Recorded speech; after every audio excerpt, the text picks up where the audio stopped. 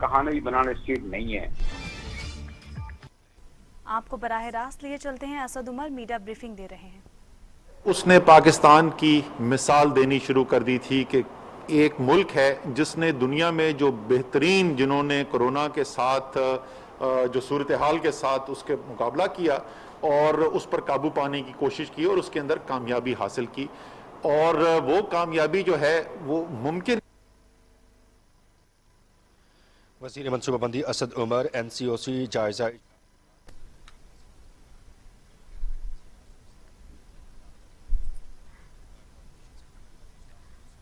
Asad Umar media briefing दे रहे थे, आपने मुलाहिजा किया। आपको बताएं कि अभी भी मीडिया ब्रीफिंग दे रहे हैं, आप मुलाहिजा कर रहे थे। NCOC का इजलास जारी है जिसमें असद उमर मीडिया ब्रीफिंग दे रहे हैं। हमारा मीडिया बड़ा भरपूर किरदार अदा किया, और लेकिन इन सबसे ज्यादा अहम एक आम पाकिस्तानी ने इस पैगाम को सुना और काफी हद तक उसके ऊपर अमल दरामद हुआ। 100%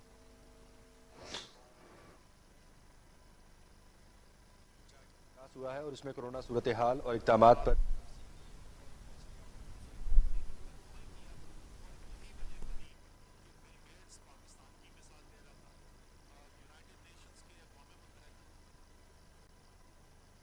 जो है वो पाकिस्तान की मिसाल, दुनिया में जो बेहतरीन, जिन्होंने कोरोना के साथ मिसाल दे रहा था, पाकिस्तान की मिसाल दे रहा था। और बराक ओबामा के चीफ इकोनॉमिस्ट जो है वो कह रहे थे कि अगर अमेरिका ने पाकिस्तान की तरह इकदाम किए होते तो अमेरिका का 10 खरब रुपए का नुकसान होने से बच जाता। लेकिन हमारा काम यहाँ पर NCOC में, हमारी जो जिम्मेदारी है वो सिर्फ ये नहीं है कि हम पीछे की तरफ देखें और ये देखें कि क्या हो चुका है। हमारी जिम्मेदारी में ये भी शामिल है, बल्कि हमारी अव्वलीन जिम्मेदारी ये है कि हम आगे देखें और एक कौम की सेहत का, कौम की रोजगार का दिफा करने की जिम्मेदारी दी गई है NCOC को। और NCOC इस काम के अंदर तमाम डेटा साइंस को भी यूज़ करती है, हमारे सेहत के माहिरीन जो हैं उनकी इनको भी देखती है, और रोज़ाना की बुनियाद के ऊपर सूरत हाल का जायज़ा लेते हुए, आगे की तरफ देखते हुए फिर कुछ रिकमेंडेशन करती है, कुछ फैसले करती है और कुछ NCC के लिए गुजारिशात करती है। तो अक्टूबर का जो पहला अशरा था जिसके अंदर तमाम दुनिया तारीफ कर रही थी, और ये सूरत हाल थी कि मैं बाहर जाता था तो लोग मुझे मुबारकबाद देते थे, जी मुबारक हो, कोरोना जो है वो पाकिस्तान में ख़त्म कर दिया, और हर एक को मुझे बताना पड़ता था कि ख़त्म नहीं हुआ, कम हुआ है, ख़त्म नहीं हुआ। उस वक़्त बिल्कुल शुरू के जो आदाद शुमार हमारे पास आने शुरू हुए, उसकी बुनियाद के ऊपर हमने 12 अक्टूबर को NCC की मीटिंग की दरख्वास्त की। यानी ये जो है NCOC के अंदर ये फैसला 9 या 10 अक्टूबर को हुआ। 12 अक्टूबर की NCC के अंदर हमने सिफारिशात रखी कि हमारे ख्याल में हमें आगे जो टाइम आता हुआ नज़र आ रहा है, और जो हमें मुआशरे के अंदर नज़र आ रहा था कि हिफाजती तदाबीर पर अमल ख़त्म हो गया है, उसकी वजह से हमें आगे वबा का फैलाव बढ़ता हुआ नज़र आ रहा था। याद दहानी के लिए आपको कि उस वक़्त क्या सूरत हाल थी, आज क्या सूरत हाल है, और इसमें कितनी तब्दीली आई है। अगर मैं सिर्फ उसको देखूं, उन अदादा शुमार को आपके सामने रखूं, तो ये सूरत हाल है इस वक़्त कि 12 अक्टूबर के हफ्ते में जितनी पॉजिटिविटी, यानी वो अगर 100 केस होते हैं तो उस 100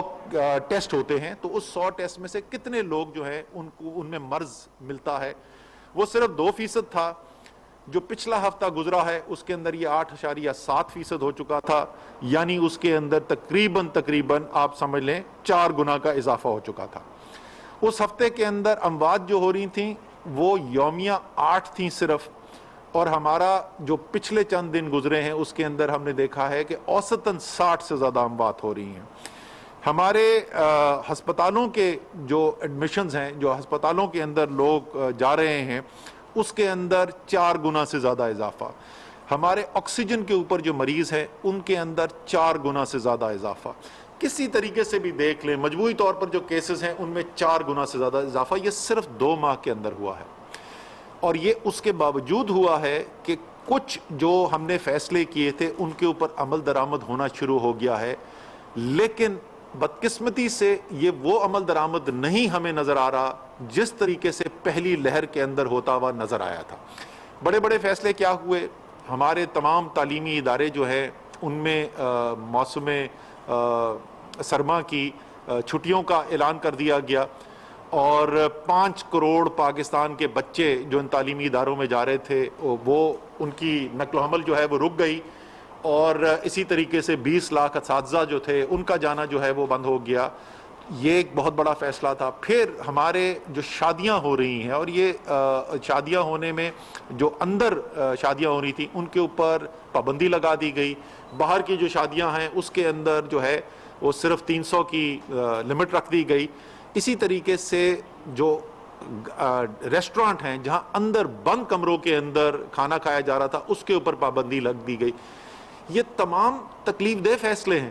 ہمیں بچوں کی تعلیم کی بھی فکر ہے، ہمیں یہ بھی پتہ ہے کہ پاکستان میں آج بہت سارے تعلیمی ادارے جو ہیں وہ کم قیمت پہ کم فیس چارج کر کے بچوں کو تعلیم دیتے ہیں، اور یہ پرائیویٹ ادارے جو ہیں ان کو بے تحاشا نقصان ہوا ہے ان بندشوں کا۔ اسی طریقے سے جو میرج ہالز ہیں، اسی طریقے سے جو ریسٹورانٹ ہیں، اور ہزاروں لوگ ہیں جن کی نوکریاں ان کے ساتھ جڑی ہوئی ہیں، ان سب کو بھی معاشی پریشانی کا سامنا کرنا پڑا۔ لیکن ہمیں یہ بامر مجبوری اس لیے کرنا پڑ رہا ہے کہ ہم ایک آدمی کی معاشی بندش کی وجہ سے اگر 100 آدمیوں کی معاشی بندش کو روک سکیں تو اس لیے یہ منطقی بات ہے کہ ہم یہ فیصلہ کریں۔ لیکن ساتھ ساتھ ہم نے یہ بھی کہا تھا، اور کل کی NCC کے اندر ہم یہ جن کی ذمہ داری لگائی گئی تھی ان سے یہ سوال بھی پوچھا جائے گا کہ یہ جو سیکٹرز ہیں جن کو مجبوراً بند کرنا پڑا ہے ہمیں، ان کے لیے کوئی ریلیف پیکج کا بھی اعلان کیا جائے، اور انشاءاللہ تعالی جلد اس کے اوپر کام بھی ہوگا۔ لیکن ایک فیصلہ جو شاید اس میں سب سے اہم فیصلہ تھا وہ تھا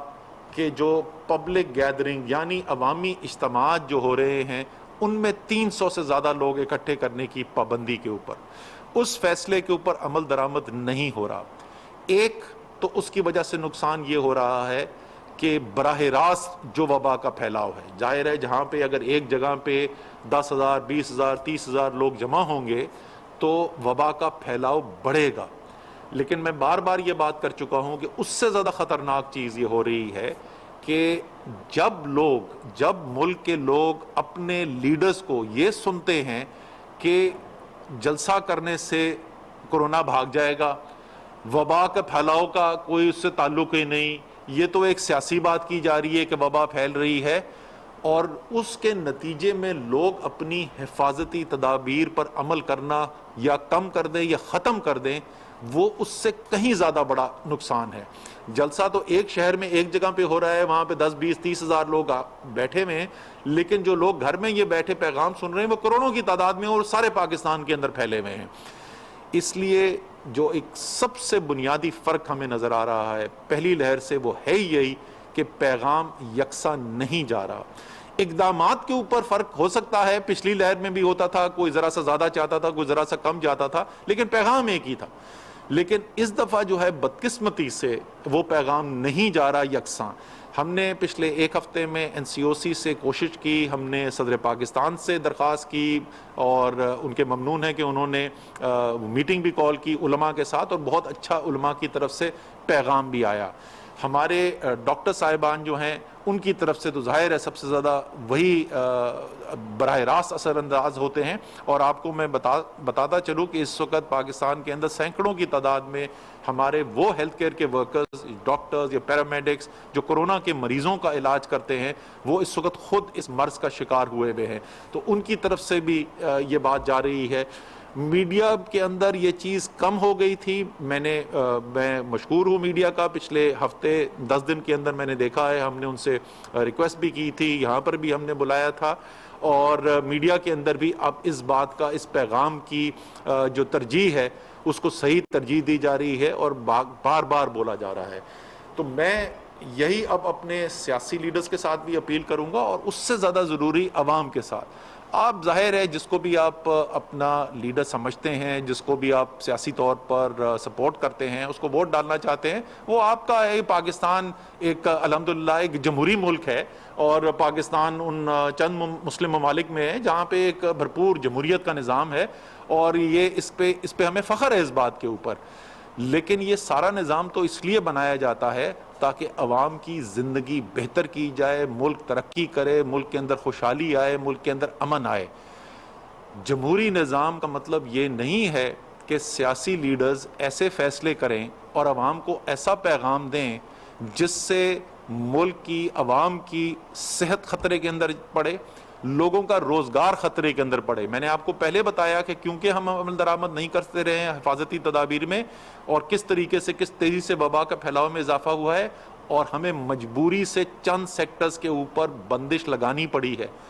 اگر ابھی بھی ہم بہتر فیصلے نہیں کریں گے، اگر ابھی بھی تمام قوم یکجا ہو کر اس بار کا دوبارہ سے اعادہ نہیں کرے گی کہ جس طریقے سے پہلی لہر کے اندر تمام ملک نے مل کر باہمی تعاون کے ساتھ اس وبا کے پھیلاؤ کو روکنے میں کردار ادا کیا تھا، اگر ہم ابھی بھی یہ نہیں کریں گے تو پھر مجھے یہ کہتے ہوئے انتہائی تکلیف ہوتی ہے کہ شاید ہفتے بعد، 2 ہفتے کے بعد ایسی صورتحال پیدا ہو کہ ہمارے پاس کوئی اس میں چوائس ہی نہ رہ جائے اور ہمیں مزید سیکٹر جو ہیں ان کے اوپر بندش لگانی پڑے۔ آخر میں جو تمام جو انتظامی افسرز ہیں، جو صوبوں کے چیف سیکرٹریز ہیں، ان کے نیچے جو انتظامیہ کے لوگ ہیں، گراؤنڈ تک کمشنر ہیں، ڈی سی ہیں، اے سیز ہیں، اور عملہ ہے زمینی، اسی طریقے سے ہیلتھ ڈپارٹمنٹ والے ہیں، میں ان سے بھی درخواست کرنا چاہتا ہوں۔ میں نے یہ پہلے بھی کہا تھا اور میں دوبارہ یہ دہرانا چاہوں گا، مجھے بہت فخر ہے اس بات کے اوپر۔ ہمارے ہاں بہت ہماری بیوروکریسی جو ہے، سول سروس جو ہے، اس کے اوپر تنقید بھی کی جاتی ہے، لیکن جس طریقے سے ان لوگوں نے یہ انتظامی کارروائی کی، جس طریقے سے انہوں نے کام کیا، جس محنت سے کام کیا، کوئی 7 دن چھٹی نہیں تھی، اور مشکل حالات کے اندر خود کو خطرے کے اندر ڈال کر ایک زبردست پرفارمنس دی، اور وہ ایک جو بہت ہماری جو وجوہات تھیں جس کی وجہ سے ہمیں کامیابی حاصل ہوئی پہلی لہر کے اندر، اس کے اندر ہماری انتظامیہ کا کردار بھی تھا۔ مجھے وہاں پر بھی کچھ لگتا ہے کہ کچھ تھوڑی ہچکچاہٹ لگتی ہے،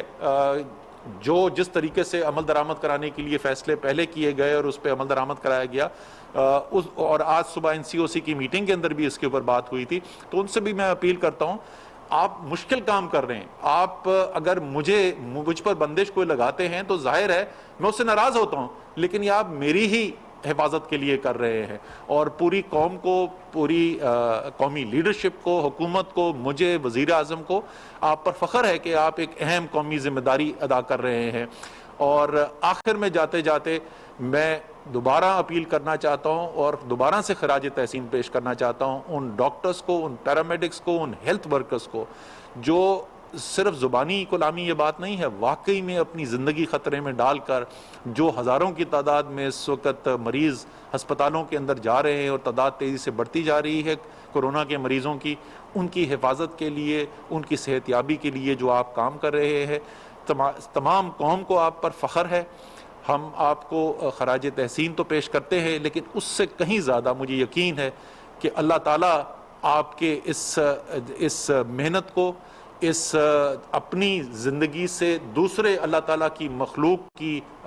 مدد کے لیے جو آپ کام کر رہے ہیں، وہ آپ اللہ تعالیٰ کی خوشنودی بھی حاصل کر رہے ہیں۔ تو دنیا کے اندر بھی انشاءاللہ تعالیٰ آپ کو سب لوگ جو ہیں، اور واقعی میں ہے بھی ایسا، پوری قوم آپ پر فخر کرتی ہے، اور آخرت میں بھی انشاءاللہ تعالیٰ آپ کو اس کے جزا ملے گی۔ تو اسی اپیل کے ساتھ تمام قوم کے ساتھ یکجا ہو جائیں،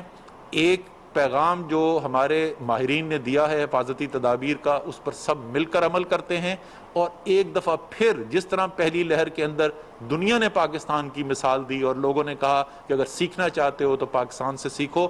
انشاءاللہ تعالیٰ اسی طریقے سے اگر ہم مل کے کام کریں گے تو یہ دوسری لہر جو انتہائی خطرناک لہر ہے، اس کے بعد بھی دنیا انشاءاللہ مثال دے گی آپ کی۔ پاکستان زندہ باد۔ وزیر منصوبہ بندی اسد عمر NCOC اجلاس کے بعد میڈیا بریفنگ دے رہے تھے۔ ان کا کہنا تھا کہ کل وزیر اعظم کی زیر صدارت کرونا صورتحال کا اجلاس ہوگا۔ آج کے NCOC کے اجلاس میں کرونا صورتحال کا جائزہ لیا گیا۔ کرونا اقدامات پر دنیا پاکستان کی مثال دے رہی تھی۔ قوم کی صحت کی ذمہ داری NCOC کو دی گئی ہے۔ کرونا کی پہلی لہر کے دوران پاکستان کی حکمت عملی کو عالمی سطح پر سراہا گیا۔